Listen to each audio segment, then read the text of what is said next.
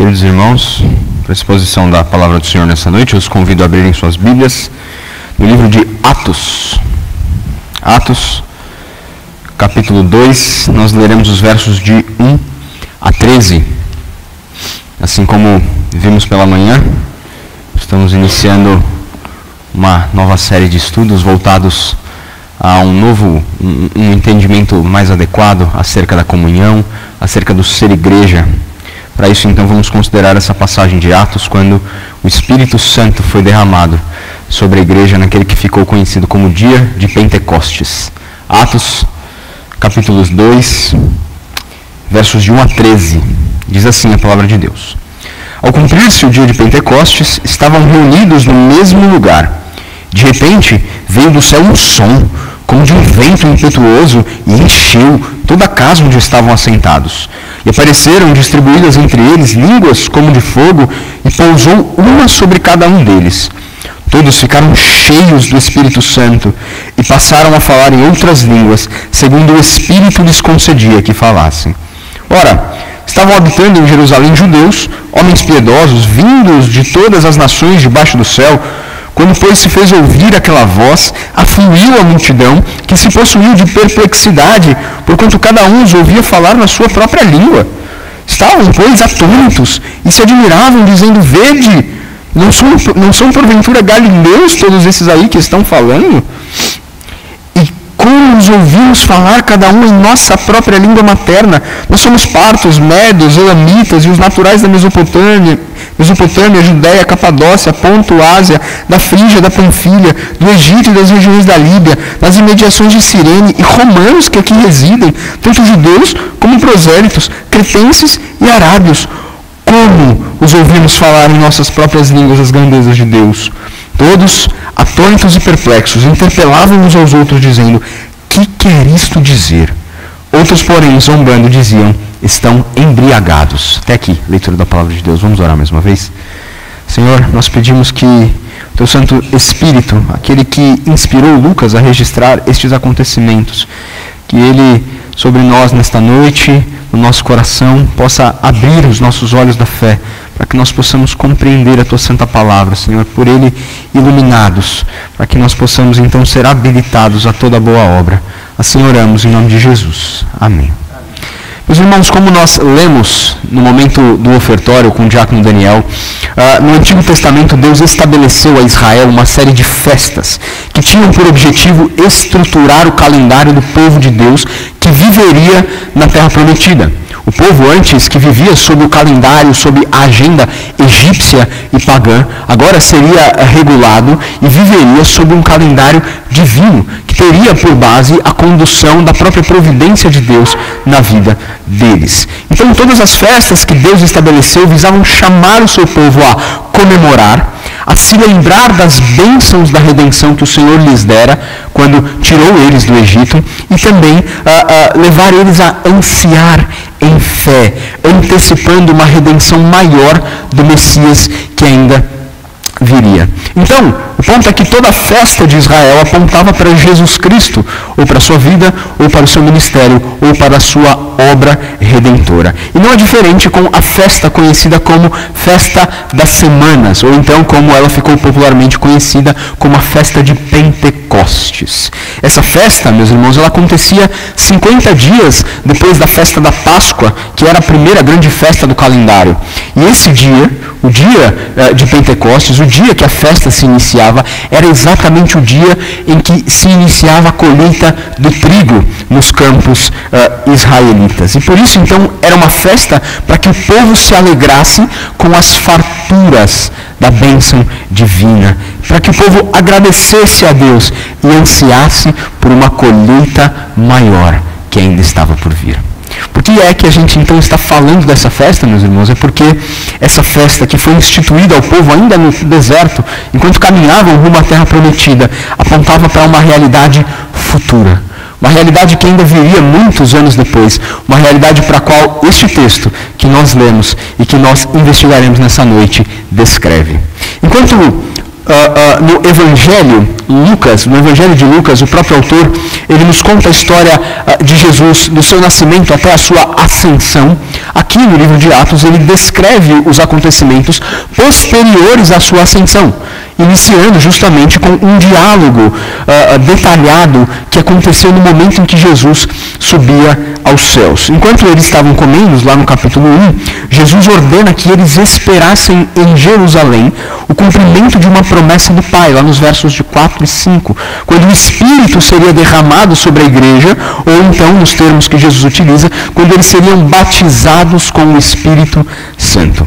Isso motiva os discípulos, no verso 6, que eram judeus, que tinham a expectativa de um Messias terreno, de um Messias militar, que viria para restaurar Israel como uma grande e poderosa nação, a perguntarem: Jesus, essa promessa aí, esse é o tempo em que Israel será restaurado como uma grande nação? É agora que Israel vai ser aquela nação poderosa que a gente tanto espera? A essa pergunta, Jesus responde na sequência que eles não deveriam se preocupar com essa informação.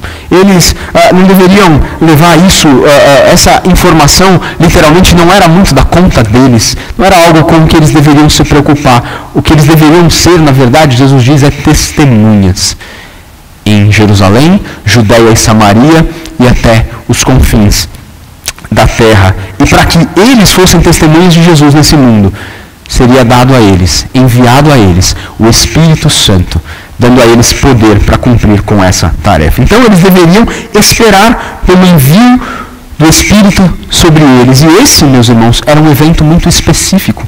Foi um evento específico na história da igreja, que aconteceu em um dia específico, com sinais específicos, e ofereceu ao povo um poder específico. Assim, então, observe inicialmente no texto em que lemos que o derramamento do Espírito, ele acontece em um dia específico.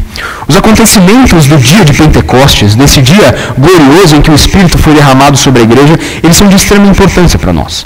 Através desse registro, então, nós podemos perceber, meus irmãos, a continuidade da história da redenção. Nós percebemos que a história escrita pelo Senhor, ela é linear, que ela encontra as suas referências nos tempos do Antigo Testamento e ela continuará a encontrar na eternidade. E nós começamos a perceber esse fio logo que Lucas inicia o seu relato sobre esse dia. Porque ele disse que ao cumprir-se o dia de Pentecostes, estavam todos reunidos no mesmo lugar. Os eventos que serão narrados na sequência acontecem neste dia específico, no dia de Pentecostes. E nós, brasileiros, que somos pentacampeões do mundo, sabemos muito bem o que Pentecostes quer dizer.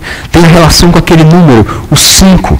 Porque justamente a festa de Pentecostes aconteceria exatamente 50 dias depois da festa da Páscoa. Então, quando Lucas diz ao cumprir-se o dia de Pentecostes, ele está querendo dizer no 50º dia desde que Jesus morreu. Isso porque meus irmãos, a festa da Páscoa, ela tinha tomado contornos um tanto quanto diferentes nesses últimos dias em que Lucas escreve. O Cordeiro de Deus, que era imolado na festa da Páscoa, que fora imolado no Egito, oferecendo assim o livramento para o povo de Deus, na verdade era uma representação simbólica, era uma sombra de um Cordeiro muito maior. Aquele Cordeiro de Deus que tira o pecado do mundo, que é o próprio Senhor Jesus Cristo. Assim, então, nós somos remetidos à história do Êxodo, quando, da mesma forma, o Senhor livrou, quando o povo de Deus era escravo no Egito, e foi livrado pelo Senhor na medida em que o anjo da morte passava, e ele não passava na casa do povo de Deus, que tinha o sangue do Cordeiro nos umbrais das suas portas. Naquela ocasião, então, depois que o povo sai do Egito, o povo caminha por 49 dias, a festa das semanas, 7 semanas, por 49 dias o povo caminha no deserto. Então no dia seguinte, no 50º dia, no dia de Pentecostes, o povo para e faz um acampamento ao pé do Monte Sinai. E ali, adivinha o que acontece? O Senhor desce ao monte. Desce ao monte para falar com Moisés, ocasião então em que depois Moisés sobe ao monte para receber das mãos de Deus a tábua da lei, os 10 mandamentos. Perceba então que estes dias, meus irmãos, eles eram muito específicos na história do povo de Deus. Não eram dias aleatórios que simplesmente aconteceram sem que não houvesse nenhum planejamento, não. A a história foi escrita de modo muito cuidadoso, de modo muito peculiar, de modo específico. Assim, então, meus irmãos, nós estamos aqui, porque ao chegarem na Terra Prometida, então, o povo celebrava a Páscoa e aguardava. 1 semana, 2 semanas, 7 semanas, e no dia seguinte era a festa de Pentecostes. E o povo, então, começava a celebrar, sem mesmo saber que eles celebravam uma redenção e uma colheita que ainda estava por vir. E é aqui que nós encontramos no relato de Lucas, porque Lucas nos diz que é o 50º dia, é o dia da festa de Pentecostes, e o povo de Deus, ele vai nos contar, obedeceu a ordem de Jesus. Eles estavam reunidos todos no mesmo lugar. Segundo o registro anterior, de Atos 15 em diante, de Atos 1:15 em diante, nós sabemos que os discípulos, bem como os apóstolos e algumas mulheres, como Maria, estavam reunidos no local, no cenáculo, a fim de eleger um novo apóstolo para o lugar do traidor, Judas Iscariotes, sendo este, então, Matias. E ainda reunidos nesse mesmo lugar, ali, muito provavelmente em Jerusalém, ao redor do templo, provavelmente um local maior do que o cenáculo,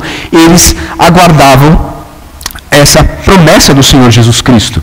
E eles então estavam reunidos como eles costumeiramente se reuniam depois da ressurreição.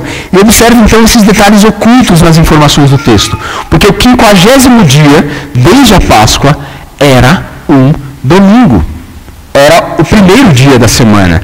Era o dia específico, então, do derramamento do Espírito, era um domingo. E assim o novo padrão instituído por Jesus Cristo continua. Porque Cristo ressuscita num domingo, ele aparece aos seus discípulos em domingos, e agora o Espírito é derramado sobre a igreja em um domingo. Essa é a nova realidade do dia do Senhor. Qual então será que é o dia que a igreja deve se reunir nos tempos da nova aliança? É o domingo. Não negligencie, então, meu irmão, esse dia glorioso em que o povo de Deus tem se reunido há séculos para louvar e adorar o Senhor. Não troque este dia por nada nesse mundo. Perceba, então, que o derramamento do Espírito se dá em um dia específico, mas ele também se dá com sinais específicos, segundo nós vemos nos versos de 2 a 4. Reunidos neste local, o extraordinário aconteceu. O verso 2 nos conta que um som como de um vento muito forte. O verso 3 nos diz que uma visão de línguas dividindo-se entre os presentes como língua de fogo. E o verso 4 fala do poder de testemunhar em outras línguas que não as deles. Então, primeiro, um som. E você conhece esse som como de um vento impetuoso. Ontem mesmo, o vento bateu na sua janela e fez um barulhão, eu tenho certeza disso. Muitas árvores caíram e esse som entrou na sua casa, parecia que a casa ia cair, a janela tremendo. E a ideia, então, de Lucas é justamente nos remeter a um som como esse, quando ele fala de um som como de um vento impetuoso. Naquele dia, de maneira repentina, veio descendo do céu um som que era como de uma rajada de vento muito forte. E esse vento, então, encheu a casa, o local onde eles estavam reunidos. Enquanto no verso 2 ele fala sobre esse primeiro sinal, o som como de uma rajada de vento, no verso seguinte, no 3, ele destaca um segundo sinal extraordinário. Línguas como de fogo. Existe uma diferença entre o primeiro sinal e o segundo sinal. Isto porque o segundo sinal ele é visível, enquanto o primeiro era audível. Agora, eles de fato, segundo o texto nos conta, estão vendo línguas como de fogo que repousam sobre a cabeça daqueles presentes. Um estudioso, reconhecendo a dificuldade com essa imagem, com essa figura, sugere que provavelmente Lucas fala da chama do fogo, e aí retrata a ideia de uma língua, como dando a entender que essa seria então a chama do fogo, o formato da chama. Seja como for, meus irmãos, o grande ponto destes sinais é reconhecermos que tanto o fogo como o vento, eles são sinais externos, audíveis e visíveis, mas externos, no qual o Espírito de Deus, e sendo assim o Espírito de Deus, sendo o próprio Deus se faz presente naquele dia, naquele local, entre o povo de Deus. E o grande ponto dessas duas figuras é o seguinte, é a gente parar, olhar e falar assim, bom, vento, fogo, eu já ouvi essa conversa antes. Quando nós voltamos ao Antigo Testamento, nós percebemos que a Escritura já falou sobre estes sinais que acompanhavam a presença de Deus. Nós chamamos isso na teologia de teofanias, que são literalmente uma representação visível daquele que é o Deus invisível. Então, quando Deus se representa, é representado visivelmente, ele que é invisível, essa é uma teofania. Em Ezequiel 37:9, ou então em João 3:8, nós vemos a associação do vento com a obra vivificadora do Espírito Santo de Deus. Jesus, conversando com Nicodemos, em João 3, ele diz, olha, o Espírito, ele sopra onde ele quer. Assim o vento sopra onde quer. Assim é todo o que é nascido do Espírito de Deus. Perceba também que esse vento, ele encheu toda a casa, e aqui a relação nos leva de volta ao Antigo Testamento, quando tanto no livro de Êxodo é dito que a glória de Deus encheu o tabernáculo, ou então no primeiro livro dos Reis nos é dito que a glória de Deus encheu o templo. Qual que é o ponto então da presença do vento impetuoso enchendo aquela casa, aquele local? É demonstrar para os leitores e para aqueles que estavam ali que essa era a presença do próprio Deus. Assim também acontece com o fogo. Por exemplo, quando Deus apareceu a Abrão para selar com ele a aliança, lá em Gênesis 15:17, o texto nos diz que ele apareceu na forma de um fogareiro fumegante e uma tocha de fogo. A Moisés, em Êxodo 3:2, para renovar esta mesma aliança, Deus apareceu em uma sarça ardente. O texto diz também numa chama de fogo.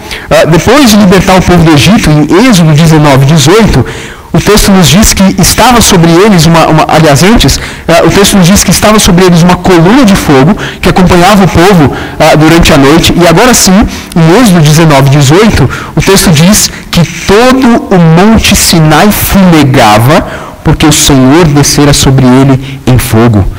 A sua fumaça subiu como fumaça de uma fornalha, e todo o monte tremia grandemente. Então, meus irmãos, estes sinais, eles são a representação da própria presença de Deus no meio do seu povo.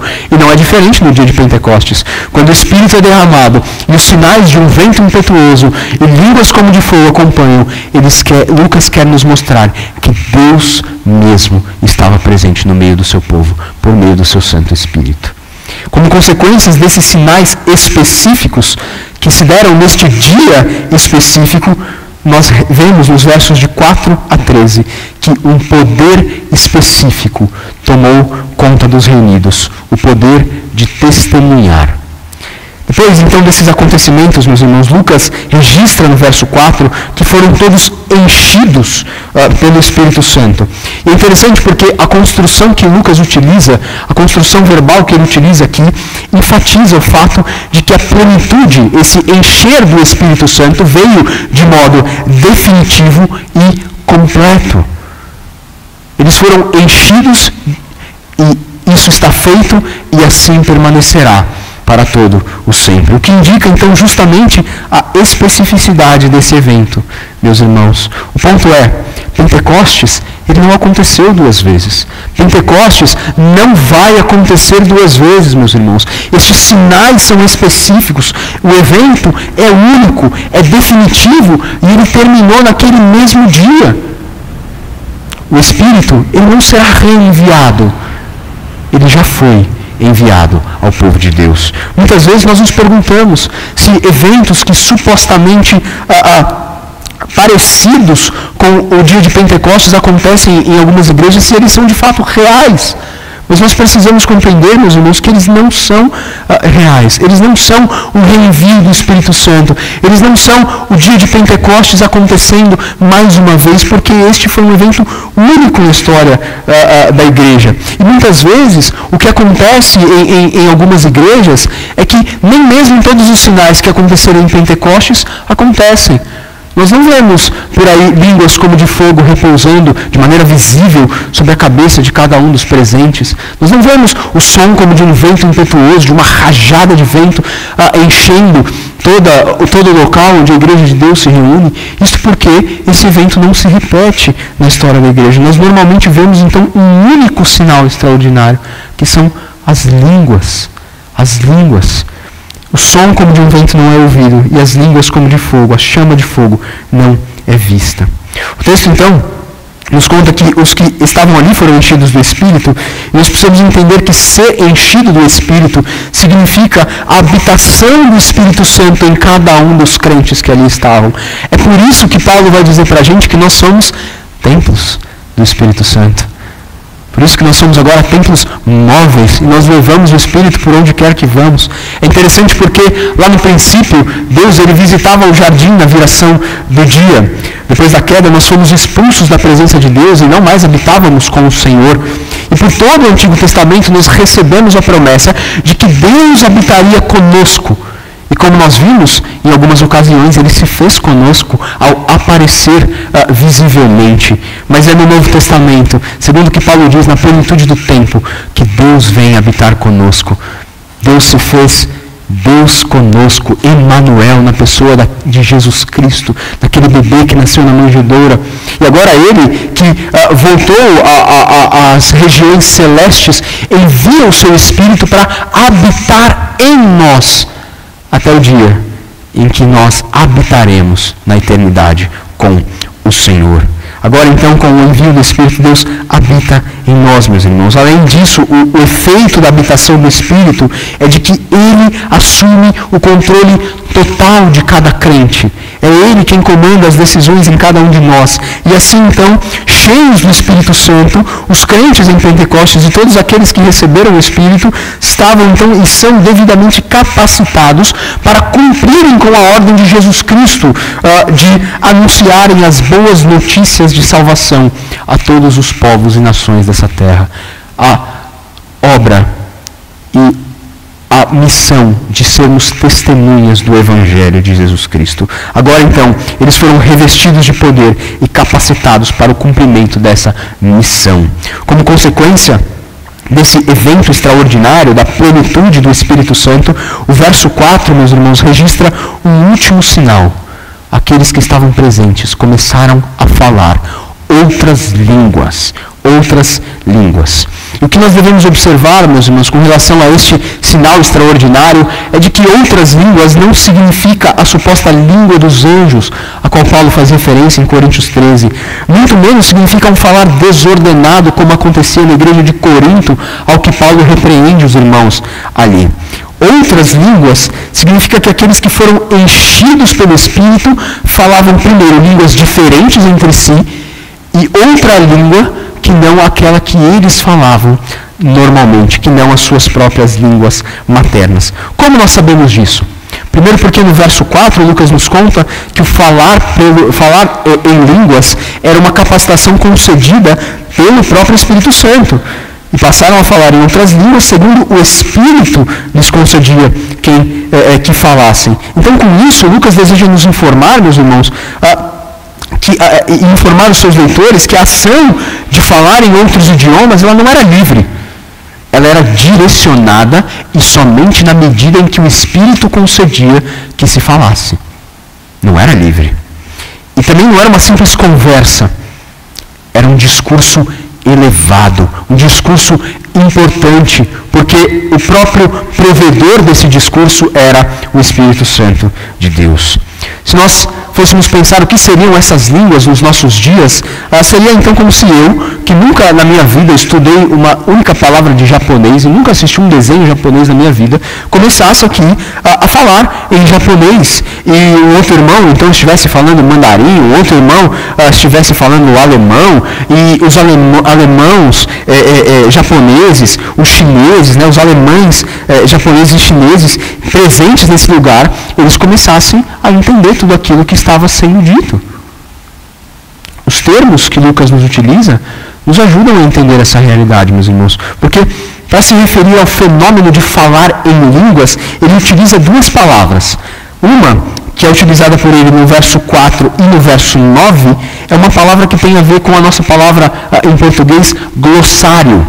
A segunda que ele utiliza nos versos 6 e 8, para se referir ao mesmo fenômeno, tem a ver com a nossa palavra em português, dialeto. Assim nós concluímos, meus irmãos, eram línguas. E línguas no sentido de idiomas. Idiomas conhecidos, idiomas reais, de uma língua nativa de uma nação existente à época. Além do mais, quando nós analisamos os versos seguintes, nós somos informados pelo autor, desde o verso 5 em diante, que havia em Jerusalém uma série de pessoas de outras nações. Ele diz, verso 9, somos partos, medos, elamitas, e os naturais da Mesopotâmia, Judéia, Capadócia, Ponto, Ásia, Frígia, Panfilha, Egito, Líbia, Cirene, romanos que aqui residem, tanto judeus como prosélitos, cretenses e arábios. Então era uma multiplicidade, meus irmãos, de nações, cerca de 15 aqui. E por que então que todo esse pessoal estava em Jerusalém? O contexto nos ajuda a entender. E aí nós compreendemos por que Lucas está falando do dia de Pentecostes. Porque era comum que, por ocasião das festas de Israel, os judeus, eles afluíssem a Jerusalém, eles fossem a Jerusalém para celebrar o Deus de Israel, para agradecer e adorar esse Deus. Não à toa, então, o texto nos diz que os judeus aqui, eles estavam todos reunidos em Jerusalém. Judeus, homens piedosos de toda parte do mundo, segundo o verso 5. E enquanto eles ouviam esse discurso elevado, capacitado pelo Espírito, eles se assustaram, porque eles estavam ouvindo a sua própria língua materna. Aqui a cena muda, meus irmãos. É como se nós aqui estivéssemos e a multidão passasse na rua Paulo César, e passando na rua Paulo César, eles ouvissem as próprias línguas deles, e eles se assustassem. Como assim? A gente está ouvindo a nossa própria língua materna? Foi o que aconteceu. É como se a multidão estivesse caminhando na rua e ouvisse daquela casa as suas próprias línguas sendo ditas. E é interessante porque eles eram cerca de 120. Quando a gente volta lá para o verso 15 do capítulo 1, o texto diz que naqueles dias levantou-se Pedro no meio dos irmãos. Ora, compunha-se a assembleia de umas 120 pessoas. Então, provavelmente, essas 120 pessoas que estavam nessa casa, ali reunidas, e estavam ali falando em línguas. E aqui a gente percebe um detalhe oculto no texto. Mas um detalhe importantíssimo para o nosso entendimento do dia de Pentecostes, de como esse dia se aplica nos nossos dias. Porque eram 120 pessoas. E nós não podemos presumir que estava todo mundo falando ao mesmo tempo e cada um em uma língua diferente. Isso não estava acontecendo. Sabe por quê? Porque aqueles que estavam passando na rua estavam entendendo o que era dito. Então, se os 120 estivessem falando cada um uma língua, como que seria inteligível aquilo que era dito? Como seria compreensível aquilo que estava sendo dito? Olha lá no verso de número 11. O texto diz: como os ouvimos falar em nossas próprias línguas as grandezas de Deus. Eles sabiam o que estava sendo anunciado. Eles sabiam e entendiam o que estavam sendo dito, de modo que nós podemos presumir que os crentes ali falavam um após o outro, de maneira ordenada, segundo o apóstolo Paulo orienta que a igreja em Corinto faça, tendo também um intérprete. Então Lucas, do verso 7 em diante, nos conta, meus irmãos, qual foi a reação dessa multidão que ouvia esse discurso elevado, que ouvia as maravilhas de Deus e ouvia na sua própria língua materna. Lucas nos diz, no verso 6, que a multidão ficou perplexa. No verso 7, que eles ficaram atônitos e admirados. No verso 12, perplexos e atônitos. Enquanto no verso 13, ele nos diz que um grupo que não estava entendendo zombou destes discursos. Certamente, então, parte da perplexidade se dá em saber quem é que estava falando. Nós sabemos, era aquela assembleia dos 120, e eles eram, como o verso 7 nos diz, eram galileus. As pessoas na multidão, elas não conseguem compreender como que esses galileus conseguem falar nas suas próprias línguas vernáculas, das línguas maternas das regiões que estão além da Galileia. Para os padrões da época, meus irmãos, apenas uma elite da sociedade e comerciantes é que tinham a capacidade de falar outras línguas que não as suas próprias línguas da região, que no caso dos galileus era o hebraico, o aramaico e, quem sabe, o grego. E eles estavam então falando essas outras línguas, né? São 15, como já mencionei, são 15 grupos étnicos e regiões que são aqui descritas por Lucas nos versos 9 até o 11. E se nós tivéssemos tempo para, com calma, analisar nação por nação, povo por povo, bem como as suas localizações geográficas, nós tranquilamente perceberíamos o que Lucas deseja nos mostrar, que é a extensão geográfica desse evento. Para facilitar, pensa, por exemplo, no nosso país, como se Jerusalém fosse Brasília, e aí a gente vai registrar o dia de Pentecostes acontecendo em Brasília, e a gente diz, olha, tinha gente do Acre, tinha gente da Amazônia, tinha gente do Ceará, tinha gente do Espírito Santo, tinha gente do Rio de Janeiro, tinha gente do Rio Grande do Sul, tinha gente do Mato Grosso. Se você, na sua casa, depois pesquisar a geografia, você vai perceber que Lucas é basicamente um círculo que aflui a Jerusalém.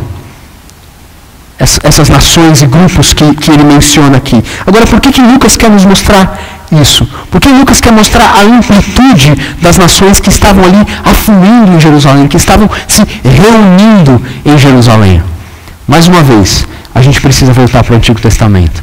Mais especificamente para Gênesis 10 e 11, quando nós lembramos da história da Torre de Babel, nós entendemos por que Lucas está mencionando todas essas nações e por que todas essas nações estão se reunindo de novo em Jerusalém. Gênesis 11, meus irmãos, começa descrevendo um único idioma por toda a terra. Gênesis 11, verso 1, começa descrevendo um único idioma em toda a terra. Contudo, a unidade linguística que havia em toda a terra, ela é usada nos versos de 2 a 5 para um planejamento dos habitantes da terra em desobediência à ordem de Deus. Deus tinha dito lá em Gênesis 9, verso 1, a Noé e os seus descendentes que saíram da arca, que eles se multiplicassem e enchessem a terra. Esse era o propósito divino. E o propósito divino, então, era que a bênção da aliança, a bênção de um relacionamento com Deus, fosse espalhado por toda a extensão geográfica mesmo da terra e por todas as nações que seriam formadas nessa extensão geográfica. Porque a Deus agrada a diversidade, segundo nós aprendemos por toda a Escritura. E enquanto então o Senhor havia determinado que isso acontecesse, eles, segundo nos conta Gênesis 11, decidiram habitar em um lugar específico. E ali construir uma cidade e uma torre que alcançasse os céus, para que o nome deles se tornasse famoso, e eles dizem lá, para que nós não sejamos espalhados por toda a terra. O objetivo deles, então, era desobedecer ao Senhor. Era um movimento antimissional, de não espalhar a bênção da aliança por toda essa terra. E vendo então essa movimentação autossuficiente, o Deus Trino desce até a terra para avaliar ali o que está acontecendo. E ele reconhece que esse planejamento que os homens estão fazendo, ele só é possível porque eles têm uma unidade idiomática, o que facilita o diálogo, o que facilita o planejamento deles. Eles se entendem. Então eles estão planejando abandonarem o Senhor. Vendo isso, então, Deus decide confundir a linguagem deles, para que eles não mais se entendam, e decide dispersá-los dali de Babel por toda a terra. Deus então chama aquele lugar de Babel, que significa literalmente na língua hebraica confusão, e assim então estabelece o seu plano original, que era multiplicar e encher a terra. Então, meus irmãos, esse evento é o que leva à distribuição geográfica que nós encontramos no texto anterior, em Gênesis 10, a tábua das nações, quando são descritas as nações da terra. Agora, qual que é o propósito de Deus espalhar estas nações por toda a terra? Deus distribuir nações e línguas diferentes, dificultar o entendimento entre elas. A história continua, porque em Gênesis 12, Deus chama um homem dentre essas nações dispersas. O nome dele é Abrão. E ele diz assim: Abrão, em ti farei benditas todas as nações da terra. Todas essas nações, Abraão, que foram dispersas, elas serão abençoadas pela sua descendência. Por meio de Abraão, então, Deus forma um povo que, como nós lemos na liturgia, seria nação santa, propriedade exclusiva, particular de Deus. Seria uma nação de sacerdotes, que levaria a bênção da aliança com Yahvé, com o Deus de Israel, para todas as demais nações. Mas o povo de Deus falhou no cumprimento dessa ordem. Por isso que quando nós chegamos em Mateus 28, o Senhor Jesus agora envia, aliás, as nações elas deveriam afluir a Jerusalém. Esse sempre foi o propósito divino. Mas agora o movimento é contrário. De Jerusalém, as nações são enviadas ao mundo para espalharem, então, mais uma vez, a bênção de um relacionamento com o Senhor, para espalharem a redenção divina. E os profetas Sofonias e Joel, que nós também lemos na liturgia, eles profetizaram a respeito de um dia em que as línguas confundidas em Babel e as nações dispersas lá em Babel seriam novamente reunidas. E eis-nos aqui, diante do registro de Lucas, de que as nações da terra dispersas em Babel afluíram a Jerusalém, de que as línguas confundidas e incomunicáveis em Babel agora são compreendidas, porque o Espírito Santo desceu sobre eles. O Espírito então une os crentes de várias partes do mundo, falando a eles de forma miraculosa na linguagem da fé, meus irmãos. Ele torna possível para os ouvintes vencerem a confusão linguística que se estabeleceu em Babel.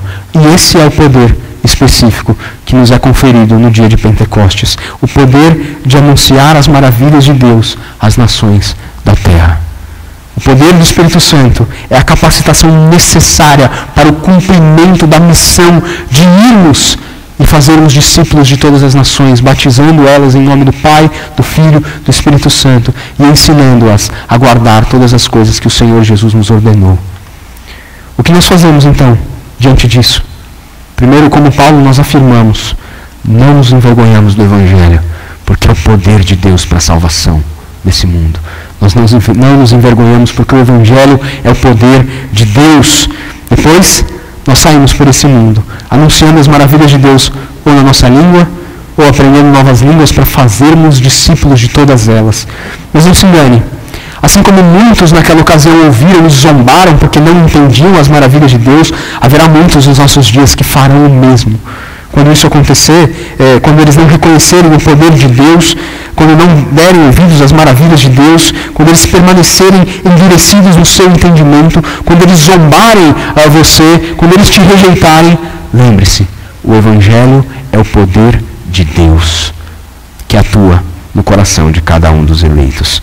Além do mais, meus irmãos, Pentecostes nos apresenta o meio, então, pelo qual nós alcançaremos as nações da terra, propagando o Evangelho.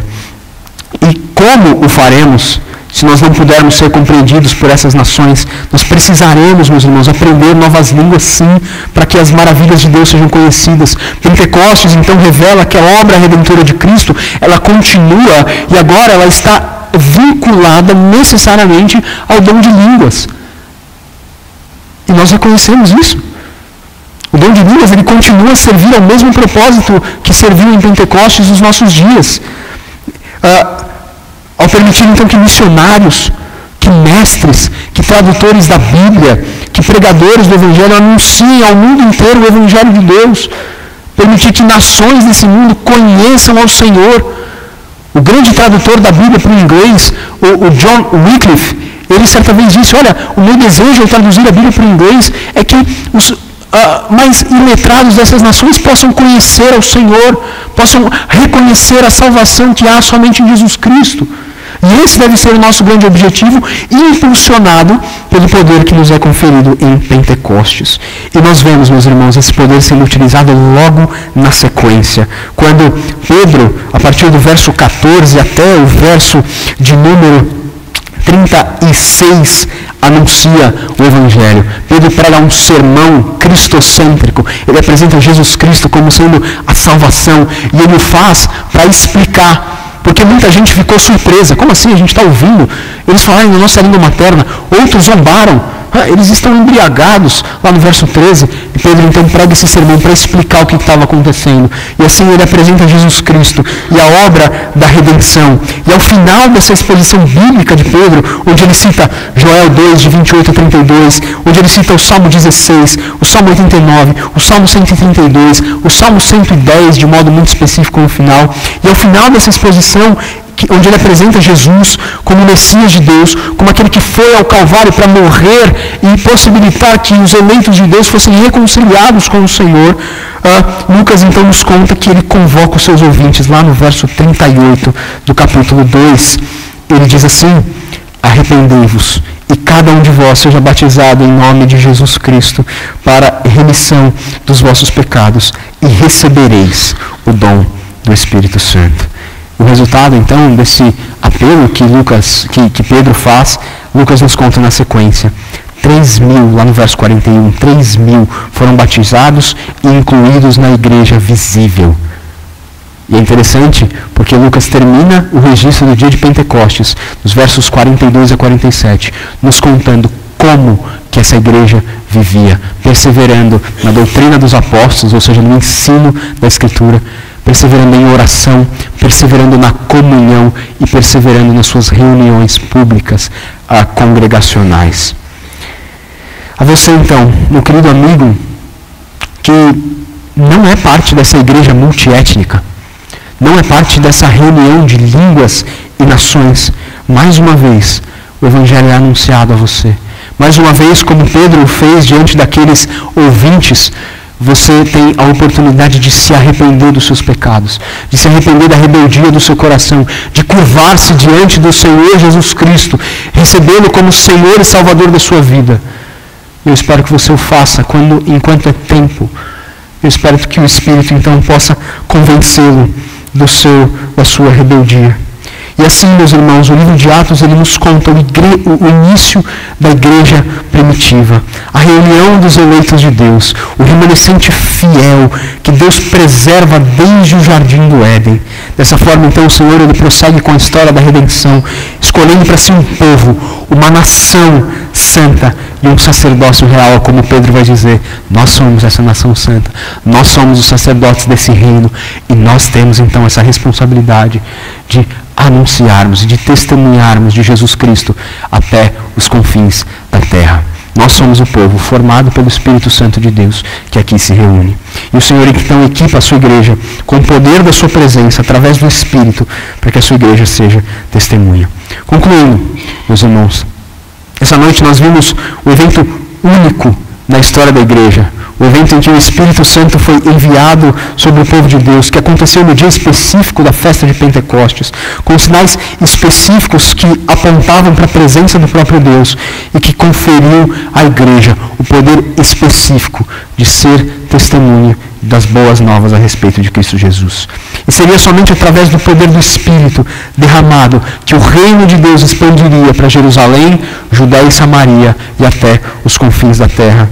Em Pentecostes, meus irmãos, a dádiva pela qual os crentes deviam esperar não era mais uma colheita do trigo, era o poder que transformaria a vida deles e o mundo. Então, apesar da festa de Pentecostes sempre ter sido uma festa de colheita, só agora a natureza real dessa colheita fica evidente para nós. Deus não tinha em mente no coração simplesmente uma colheita de trigo ou uma colheita de cevada. Deus não tinha em mente uma celebração dessa colheita física.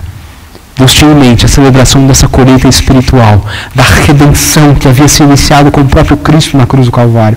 E a manifestação plena dessa colheita, nós também lemos na nossa liturgia, será lá na Jerusalém Celestial, na eternidade. João, ele nos conta, como lemos em Apocalipse 7, que ele viu todas as nações, tribos, povos e línguas, todos aqueles que foram dispersos em Babel, todas as línguas que foram confundidas em Babel, que foram reunidas por breve tempo em Pentecostes. João diz que ele está ali, e ele está vendo uma grande multidão que ele não pode numerar, que está ali adorando ao Senhor, em uma única voz, unidos pelo Espírito Santo do Senhor. Quando todos nós, meus irmãos, em Nova Jerusalém, todos da família da fé, adoraremos o nosso Senhor e Salvador Jesus Cristo. Até lá, nós temos uma missão.